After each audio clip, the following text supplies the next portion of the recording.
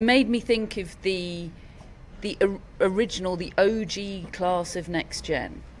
2017 it was, David. Tsitsipas, Zverev, Fritz, Rublev, Coric, Chung, Tiafoe, Medvedev as well. Now, Medvedev has won a slam, been world number one, consistently been at the very top of the game.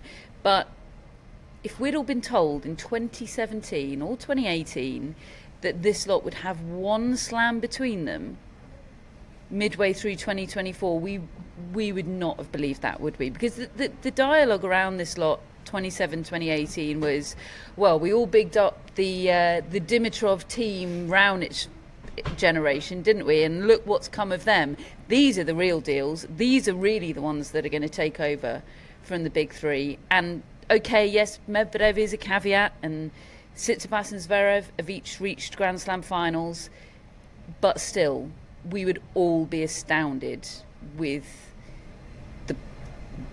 the paltry amount that they've achieved. I think the thing I'd probably be the most surprised about is that the big three just stuck around as long as they did and didn't allow these guys a look. And is that the story, though? Well, I think there's three factors. I think there's Novak Djokovic is still here, and he won 3 slams last year. But he's still here, in Alcaraz and Sinner have been winning slams. That's with him the other still factor. Here. I think Alcaraz in particular has had a faster rise than anyone would have foreseen in 2017, 2018. Yeah. Some of us knew about Carlos Alcaraz in 2017, but The thing is, he's got not everyone. He's got Federer, Nadal, Djokovic top level. Yeah. And but these guys Look, I know, But then I do think the third factor, and I know that Alcaraz is totally exceptional Yeah. in terms of his gifts, but the third factor is these guys don't quite have the level, right, frankly, that we probably thought they would have. and they accrued scar tissue Yeah. at the crucial moments of their careers, I think, when they had youth and exuberance on their side, and now they don't have that newness and freshness of youth. They've kind of accrued the scar tissue without gaining the confidence of actually doing it. Yeah. They don't have the benefit of the experience, but they do have the downsides of scar tissue. Absolutely. Yeah. I mean, look, Tsitsipas has lost the Grand Slam final from 2 sets up. Zverev the same, and also from 2 sets to 1 up. They've been close. I think Rublev, Fritz, Tiafoe maybe just don't quite have that top level. But I think Tsitsipas, Zverev, it does feel like a big sort of baggage accumulation. And I think, look, Zverev has separated himself from Tsitsipas. He has in the last year. I mean, he's playing the best tennis of his career overall. And so he will still think that actually I'm getting closer to the top guys. He has, but in 2017, 2018, he was telling people he's a future number one. Yeah. He was.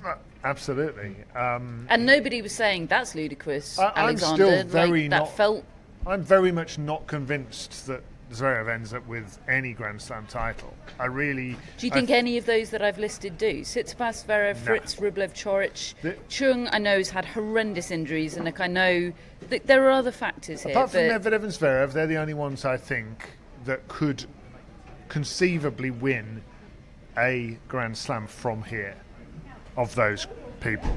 But you think Zverev probably won't? I just feel like the assumption is that he's got so close and he's had these opportunities and therefore he'll end up taking the next one. Well, I just think there's still a couple of guys there in Sinner and Alcaraz that are better than him. And if one doesn't get him, the other probably will.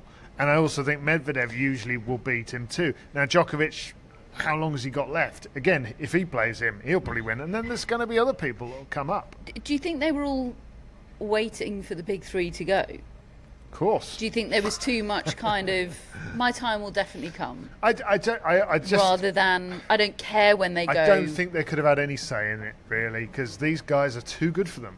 I don't think their attitude was a problem as such. I think Andy Murray didn't accept that they were too good for him. Yeah, but he's better than them. He made himself better than them. I genuinely think he's better than them strokes-wise. He's better than them mentally. He's better than them heart and fitness and everything. But that's what I mean. The heart and the fitness and all of that, that all comes from a refusal to accept that they're just better than me. I just don't think they've got that in them. I think that Right. they are lower level tennis players, fundamentally. And there's a reason Andy Murray was part of the Big Four as it was. These guys, they wouldn't have done that. If they were in that era, at that time, they wouldn't be anywhere near these four. I don't think. Tough day for Taylor Fritz. Hope he's not watching.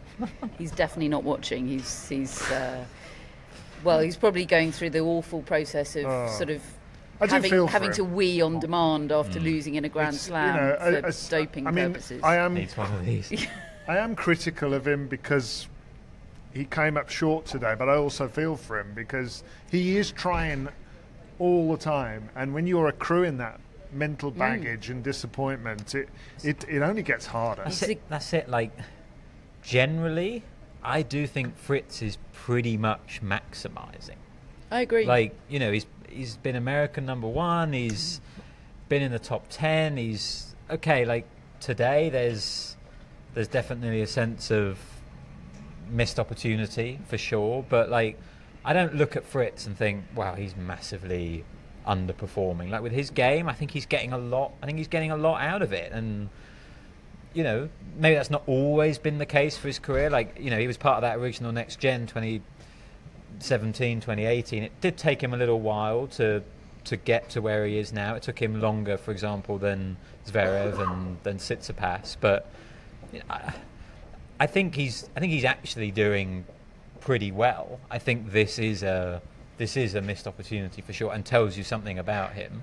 But it doesn't feel to me like he's massively underperforming with his career. Today, though.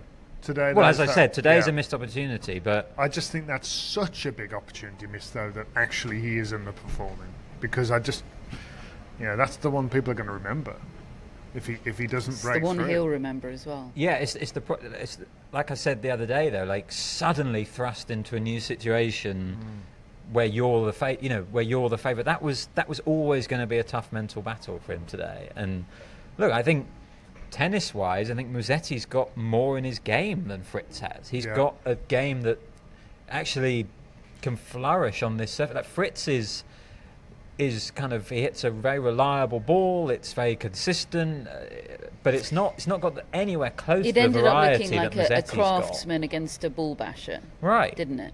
And like, sure, it was a big opportunity, but I don't think it.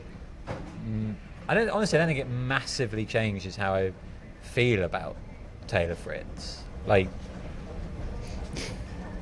what do you think? I think today was an enormous missed opportunity. I agree. I don't think, in Fritz's case, I don't think he quite has it at the top level. But I also do think this scar tissue is an enormous factor for these guys. Enormous. And I do think there was a slight entitlement, perhaps a very understandable entitlement and complacency that came with being that OG next-gen class. It is tough when you're constantly because they were just told. anointed, weren't they? You're constantly. They were anointed the in next America ones. Too, it's even more pronounced there, isn't it? Because they need somebody that they're going to pick up. Absolutely. And look, nobody could have predicted, I don't think, the extent of the longevity of the big three. But still, I do think they're guilty of having felt like, well, we'll just wait here until they go. That's kind of the irony of like the marketing campaign. Like, there actually wasn't really a window like there was in 2001-2, like, because the big Max Mirny new balls please right? campaign, because Djokovic is still going, and Alcaraz has beaten him in a Wimbledon final. Alcaraz is here right now while Djokovic is here. Like, they were trying to make something happen really with that next gen, and I totally understand why it happened, and I think to some degree it was successful. I think the next gen finals generally has been quite a good concept, but there just hasn't been that real window where there's been a huge chance for these players to get in there ahead of Djokovic and Nadal, particularly those two. Federer kind of stopped being a force at the end of 2019. Like those pandemic-y years, but a lot of these he wasn't players really a factor. Broke through with wins over those big three and big four. Like we were talking about them as players that could contend with them and muscle in. Coric, Tsitsipas, well, Zverev. Tsitsipas did it at a slam against Federer. Right. I'm not sure the others necessarily really did. No, but we were still talking about them in those terms. I think we were, yeah, which maybe was our fault. Right. Like I think Tsitsipas was the one who I did think, well, he's beaten Federer at a slam. He's then backed it up. He was great the rest of that year. He won the ATP finals. He's probably the one that, for me, like I think, because his game hasn't really progressed that much. I don't think 2024 Tsitsipas necessarily beats 2019 Tsitsipas. No, it feels like he's regressed. Right, and whereas I think Fritz's game has improved. I think Fritz now beats Fritz of back then, and I think probably Zverev does as well. Like, so I don't know.